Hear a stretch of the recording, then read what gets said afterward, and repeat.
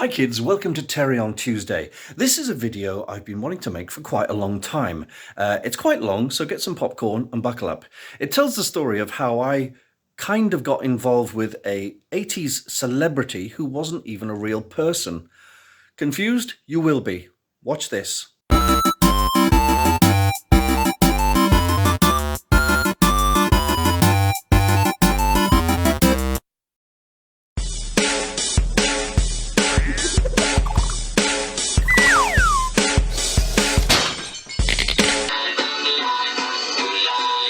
Metal Mickey was a 5-foot-tall, chunky, remote-control robot with a cheeky personality and a vocoder voice like a cuddly Cylon.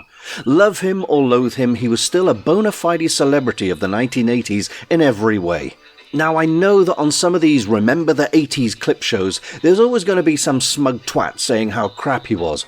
Oh, look. Imagine my excitement at the prospect of a peak-time ITV show about a robot. Metal Mickey had more in common with Ted Rogers than Buck Rogers. But at the time, Metal Mickey was popping up everywhere as a guest star, a guest host, the star of his own TV show, and even in the pop charts with his singles.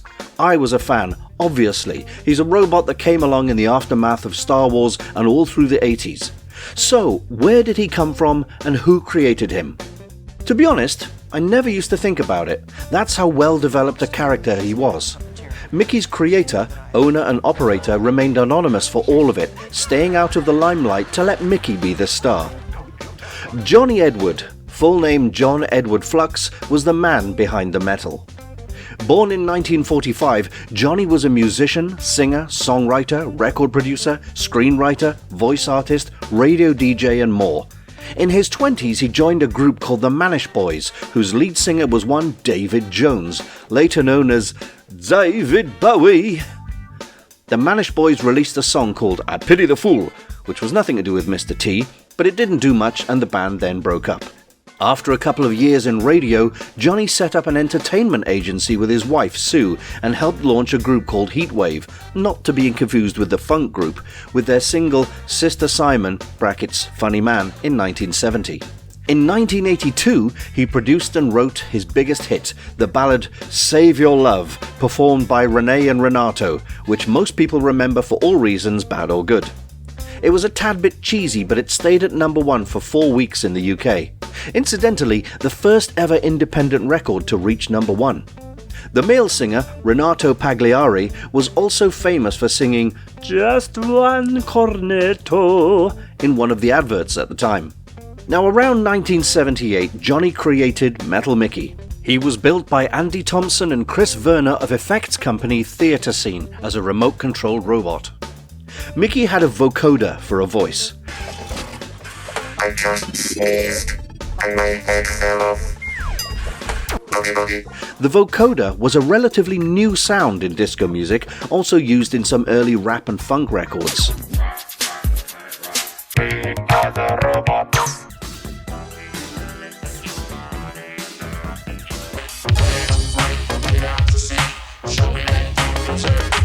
So it's only natural that he'd use this new toy.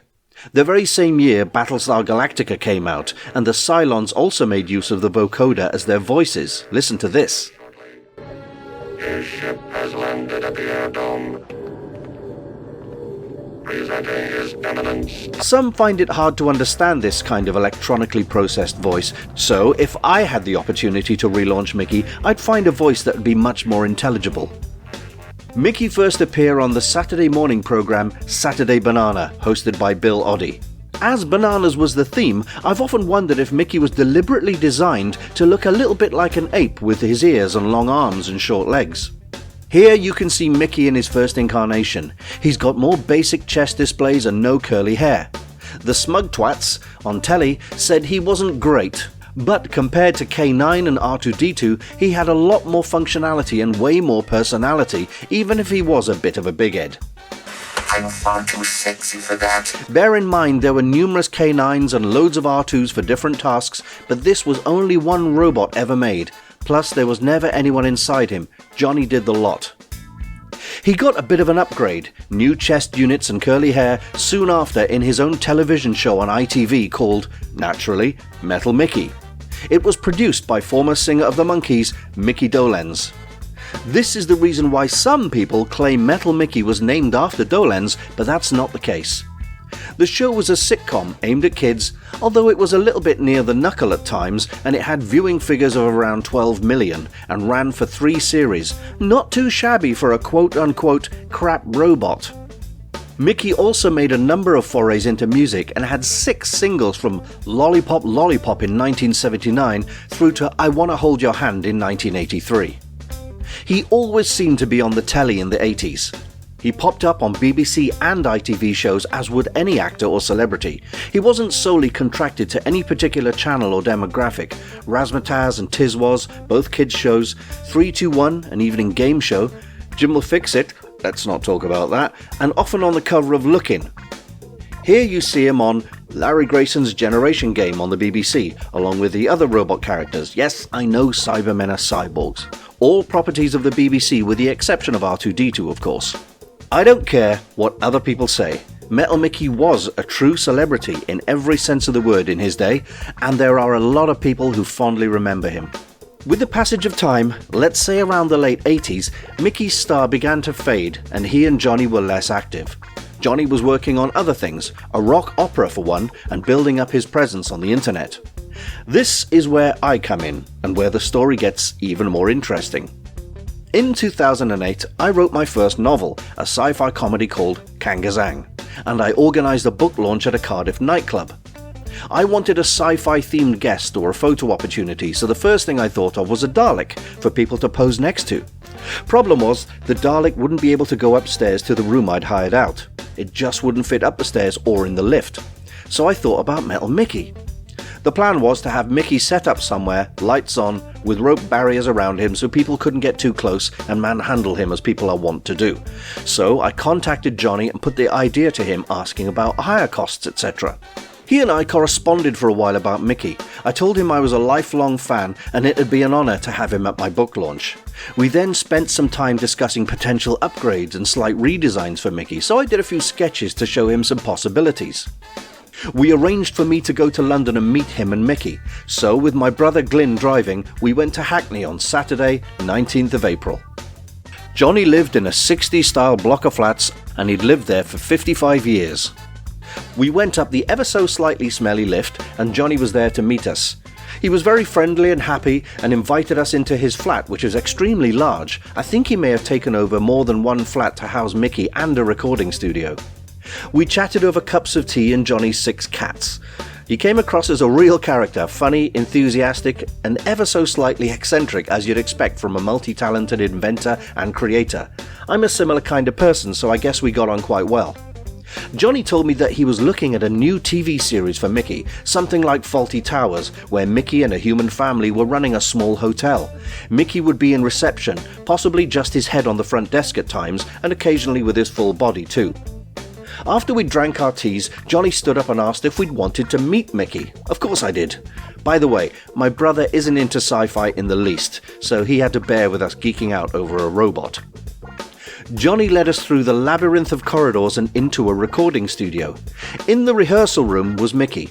Well, just his head, sitting on a Marshall amp. Johnny explained that the body was with a friend of his, undergoing some renovations and a new paint job. It did look awesome, but I was a little bit disappointed having travelled over 4 hours just to see Mickey's head. I noticed some upgrades, chrome edging strips around the details on his head and eyelids, blue LEDs in his ears to resemble piercings, chrome letter M's in the red panels, and, horror of all horrors, a nose. Johnny remarked that both he and the original builder were happy with the renovations, hence my theory that Mickey was a commission build made for Johnny but not by him.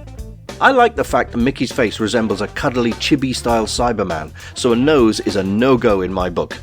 Johnny showed me that it was just an optional extra, half a ping pong ball held on with a magnet so that it can be moved around for comedy effect. He still had his curly hair, which I'd gotten used to, even though the Mickey I first saw on TV didn't have this.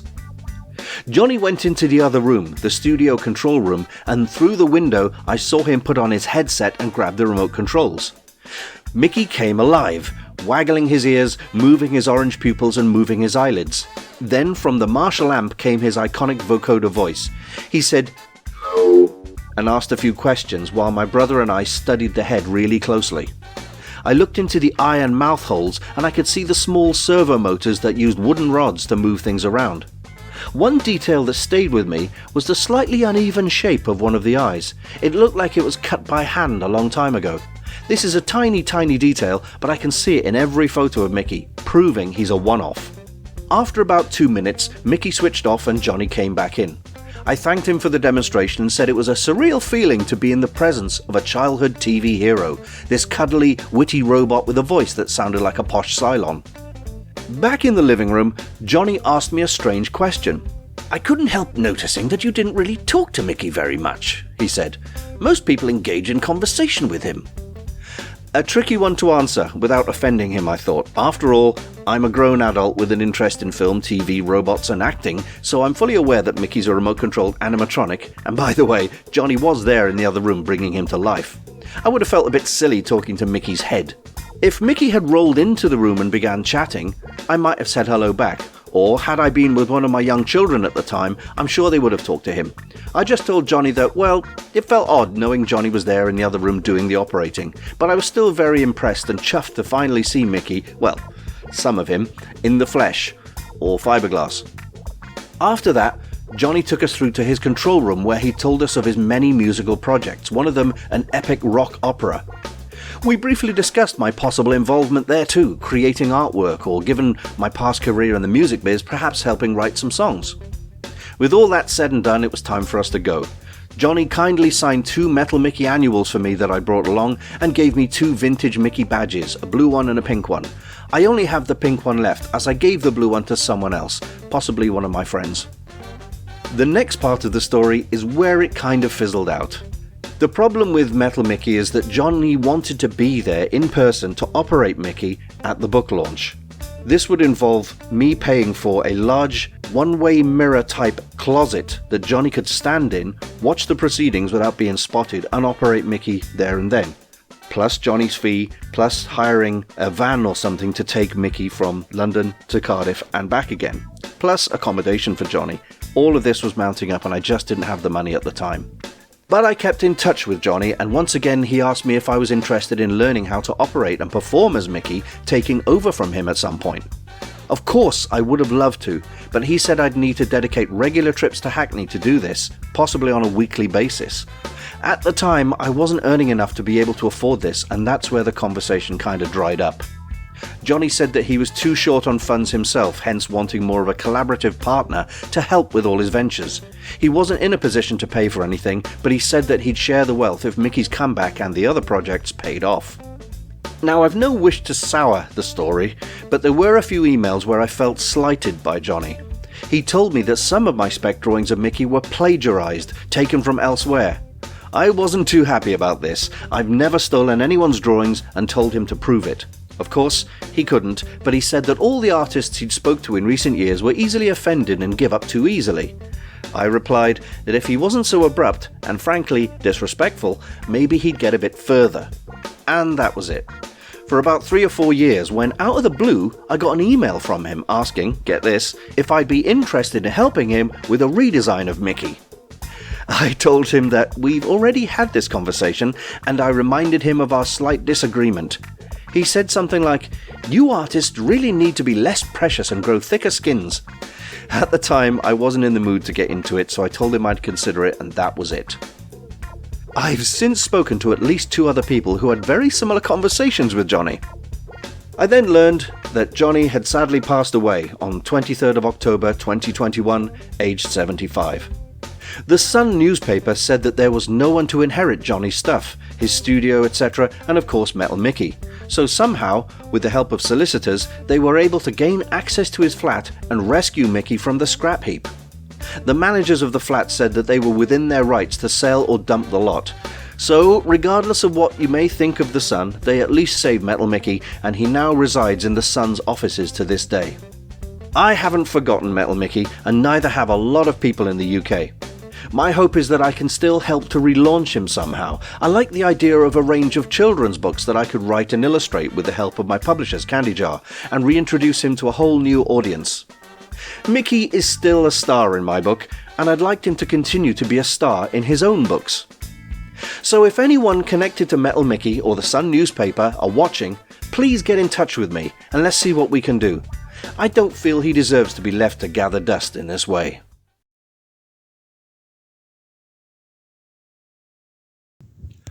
Well, that's the story. So if you know anyone who knows Metal Mickey, or knows anyone who works for the Sun, or anyone who's worked with Metal Mickey, ask them to get in touch. It'd be nice to see what we can do. That's all for this week. Take care now. Bye-bye then. Boogie boogie.